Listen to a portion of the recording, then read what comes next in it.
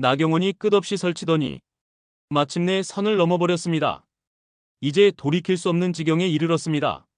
민주당은 즉각 긴급 성명을 터뜨렸고 국민의힘 내부에서도 퇴출해야 한다는 격앙된 여론이 폭발적으로 치솟고 있습니다.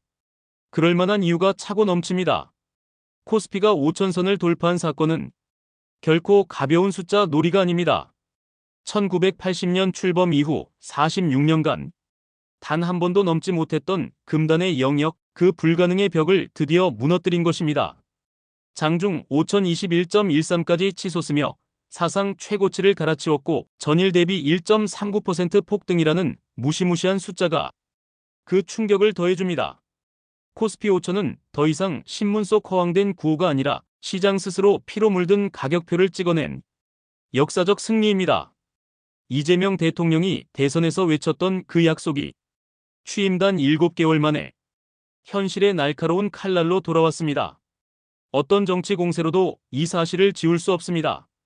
지금 중요한 건 잘됐다며 자만하는 게 아니라 이 거대한 변화를 어떻게 직시하느냐입니다. 주가지수와 실물 경제가 다르다는 말 틀린 건 아닙니다. 하지만 그걸 핑계 삼아 성과를 송두리째 부정하는 건 명백한 거짓입니다. 주가가 올랐다고 모든 국민이 부자 되는 건 아니지만 주가가 올라도 국민과 무관하다고 우기는 건 터무니없는 억지입니다. 자본시장이 제대로 빛을 받기 시작하면 기업은 돈을 싸게 빌리고 투자에 날개를 달고 기술과 인력에 자본이 쏟아지며 결국 일자리와 임금이 폭발적으로 늘어납니다. 특히 국민연금 같은 공적연기금이 국민의 노후와 직결된 구조에서는 그 효과가 뼈저리게 드러납니다. 김지호 민주당 대변인이 날카롭게 지적했듯 이재명 대통령이 울산 타운홀 미팅에서 코스피 5천 돌파로 국민연금 자산이 약 250조 원 폭증했다. 연금 고갈 공포를 상당 부분 걷어냈다고 단호하게 선언한 대목은 이 진실을 칼날처럼 파고듭니다. 이런 천문학적 재산 증가는 국민의 피와 땀인데 이를 국민과 분리된다고 터무니없는 궤변입니다. 그런데 나경원은 이 압도적 승리 앞에서도 여전히 그 추악한 본능을 드러냅니다. 대선 때 코스피 5천을 허황된 구호 신기루라 조롱하며 주가는 구호로 오르지 않는다고 거만하게 단정했습니다. 그런데 이제 그 신기루가 현실의 거대한 산으로 우뚝 섰습니다. 예측이 완전히 박살났다면 정치인이라면 마땅히 고개를 숙이고 최소한의 반성과 사과가 따라야 합니다. 그냥 내가 틀렸다 한마디면 됩니다. 그런데 나경원은 그 용기도 없습니까? 인정은커녕 표정만 받고 연기금을 동원했다, 모렴치하다며 성과 자체를 더럽게 짓밟습니다. 불가능이라던 일이 현실이 되자 이제 그 현실을 찢어발기려 드는 겁니다. 이건 더 이상 비판이 아닙니다. 자기 잘못을 덮으려는 비열한 발버둥일 뿐입니다. 나경원이 내세우는 프레임은 처음엔 그럴듯하게 포장됩니다. 원화가 달러당 1,500원으로 추락하고 장바구니 물가가 5%로 치솟고 지난해 4분기 성장률 마이너스 0.3% 역성장, 1인당 GDP마저 후퇴하고 주거와 고용이 지옥 같으니 코스피 5천을 축포로 삼으면 안 된다는 주장. 여기까지는 얼핏 논리적으로 보일 수 있습니다. 하지만 그 다음이 문제입니다. 그 다음이 진짜 추악합니다. 나경원은 이 지표들을 방패로 삼아 착시, 거품이라 몰아가며 정부가 국가 빚을 폭증시키고 쿠폰과 현금을 마구 살포하고 연기금과 세제까지 총동원해 지수만 억지로 밀어올렸다고 악쓰고 있습니다. 한마디로 가짜 성과라는 겁니다. 도대체 이 논리가 앞뒤가 맞습니까? 주가는 기업의 현재와 미래 기대를 냉정하게 반영한다는 게 상식입니다. 환율 때문에 수출 기업 실적이 부풀려졌다고 그 주장도 억지로 가능은 합니다. 하지만 그러려면 나경원은 두 가지를 똑똑히 설명해야 합니다. 왜 절대 불가능이라던 것이 갑자기 정부가 총동원한 결과로 둔갑했는지, 그리고 그 총동원의 구체적 메커니즘이 도대체 무엇인지 숫자와 증거로 보여줘야 합니다. 시장을 움직이는 건 입만 살아서 떠드는 말이 아니라 냉혹한 숫자입니다. 연기금 동원이라는 독이 든 단어만 던져놓고 끝. 그건 정치가 아니라 선동입니다. 공적 연기금의 정당한 투자 성과를 동원이라 매도하는 순간 국민의 노후 자산 증가를 공공의 적으로 만드는 겁니다. 국민 재산이 250조 원 늘어난 이 기적 같은 결과를 음모론으로 몰아가는 정치, 도대체 국민 편에 서 있습니까? 나경원이 또 꺼내든 무기는 끝없는 규제 타령입니다.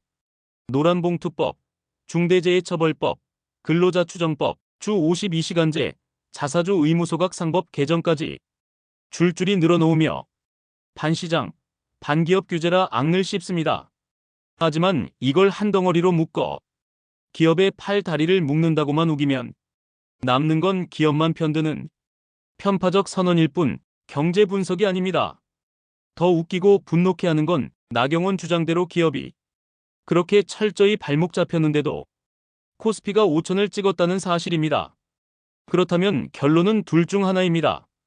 규제가 치명적이라는 진단이 완전히 과장되고 터무니없었거나 시장의 압도적 긍정 흐름이 그 모든 규제를 뛰어넘었거나, 그런데 나경원은 어느 쪽도 인정하지 않습니다.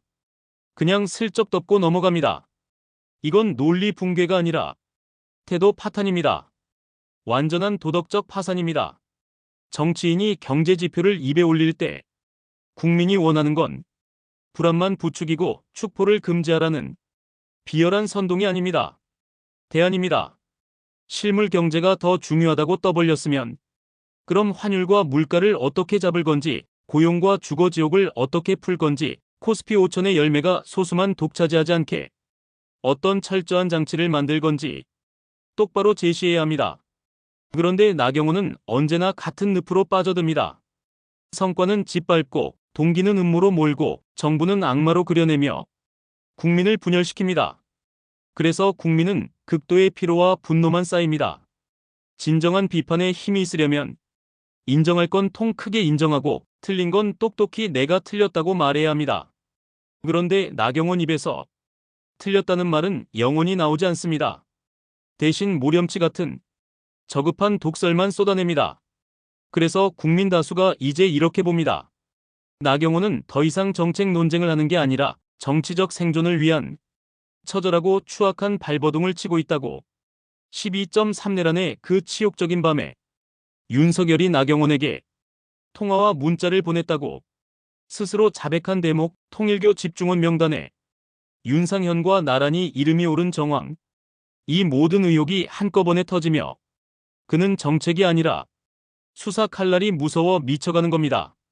정치적 공격이 점점 더 광기 어린 수준으로 치닫는 이유도 바로 거기 있습니다.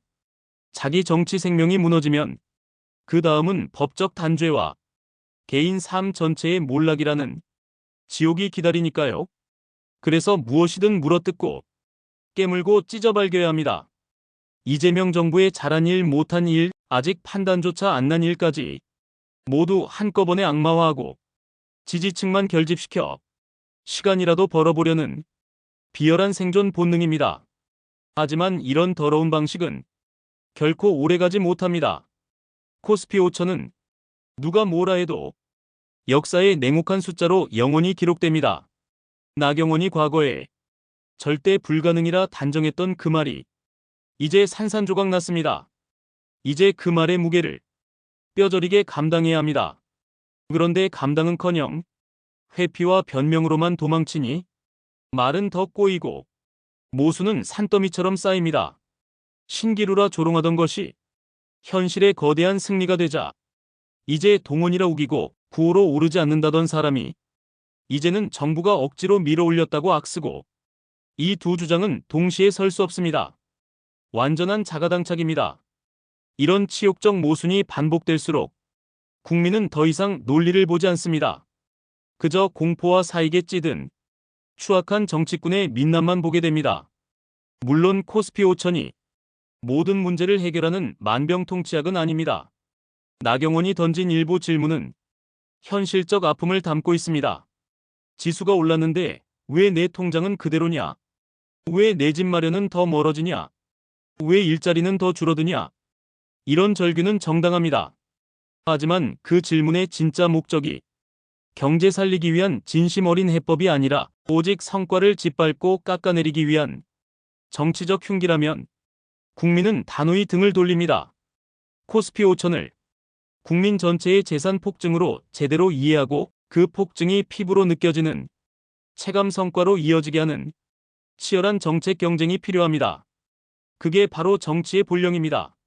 그런데 나경원은 그 길을 철저히 외면합니다. 그래서 국민 사이에 특검받고 감옥이나 가라는 압도적 정서가 폭발하는 겁니다. 기업이 정당하게 평가받는 이 흐름을 투자와 고용의 폭발로 연결하고 물가와 환율의 서민 짓누르기를 철저히 막아내야 합니다.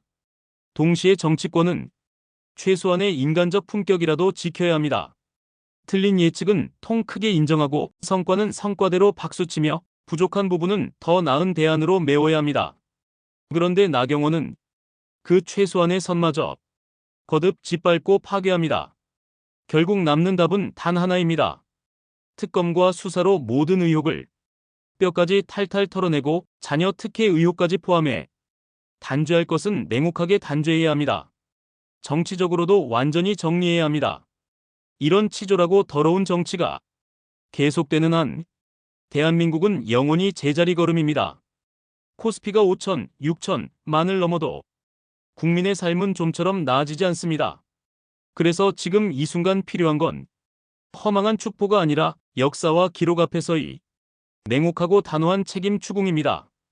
그리고 그 책임을 끝까지 회피하는 구시대의 정치꾼들이 더 이상 발붙일 곳 없게 만드는 국민의 단결된 결단입니다. 지금부터 정치학계의 거장, 서울대 정치외교학과 김영수 교수님의 독점 인터뷰 반응을 들려드리겠습니다. 교수님은 이 영상을 보시고 즉석에서 날카롭고 뜨거운 소회를 밝히셨습니다. 이 영상을 보고 가슴이 터질 뻔했습니다. 정말 오랜만에 이렇게 통쾌하고 정확한 정치 논평을 들었습니다. 나경원 의원의 최근 행태는 이미 정치공학의 교과서적 사례를 넘어 민주주의의 자살 행위에 가깝습니다. 코스피 5천 돌파라는 역사적 사건을 이토록 치졸하게 폄훼하는 모습은 정치인으로서의 기본 자격마저 의심케 합니다. 대선 때 신기루라 조롱하던 그 입이 이제 연기금 동원이라 독을 뱉고 있으니 이게 바로 정치적 자기모순의 극치입니다. 정치학에서 우리는 이를 인지 부조화의 정치적 발현이라 부릅니다. 자신의 예측이 산산이 부서지자 현실 자체를 부정하고 음모론으로 도피하는 전형적인 패턴입니다. 이런 태도는 단순한 실수가 아닙니다. 그것은 권력 상실에 대한 공포가 이성을 완전히 집어삼킨 증거입니다.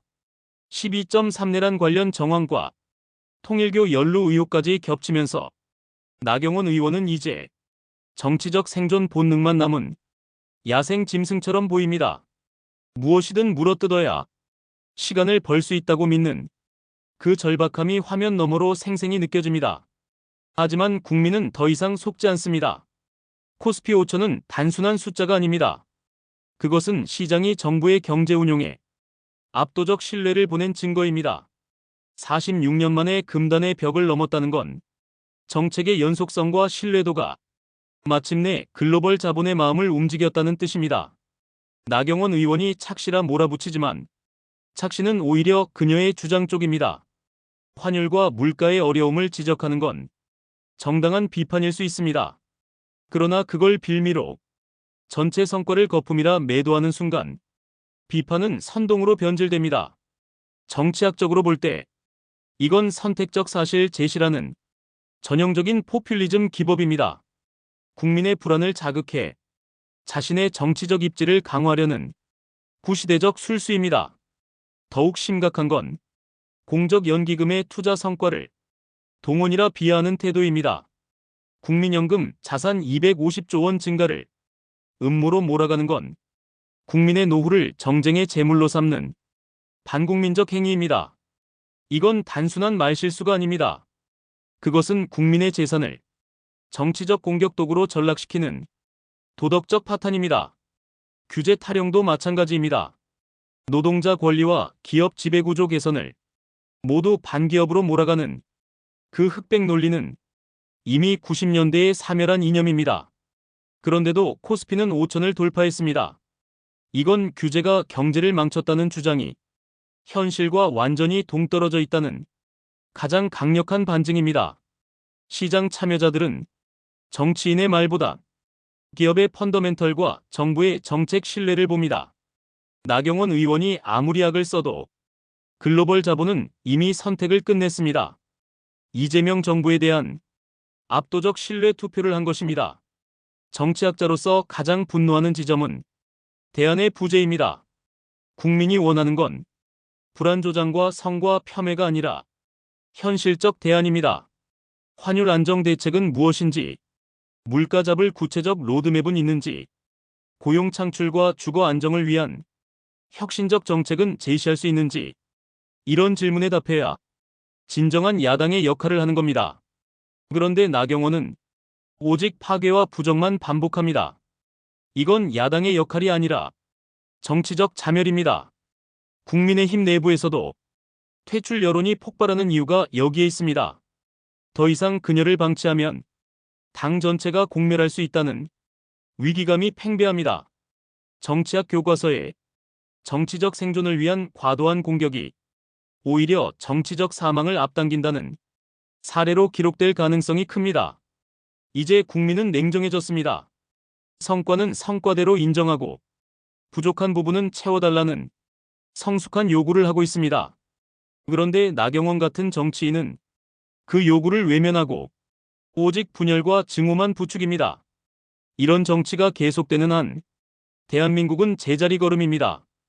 코스피가 만을 넘어도 국민의 체감은 여전히 차가울 수 있습니다. 정치가 국민의 삶을 외면하면 어떤 경제 성과도 공허해집니다. 그래서 지금 필요한 건 특검과 수사입니다. 모든 의혹을 뼈까지 탈탈 털어내 책임질 것은 책임지고 정치적으로도 완전히 정리해야 합니다. 그게 민주주의의 건강성을 회복하는 첫걸음입니다. 이 영상을 만든 정치보감 채널에 깊은 존경을 표합니다. 이런 목소리가 더 많아질수록 대한민국 정치는 한 단계 성숙할 것입니다.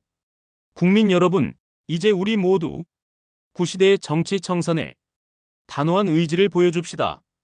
기록은 이미 시작됐습니다. 역사는 냉정하게 승자와 패자를 가릴 것입니다. 그리고 그 판단의 주체는 바로 우리 국민입니다.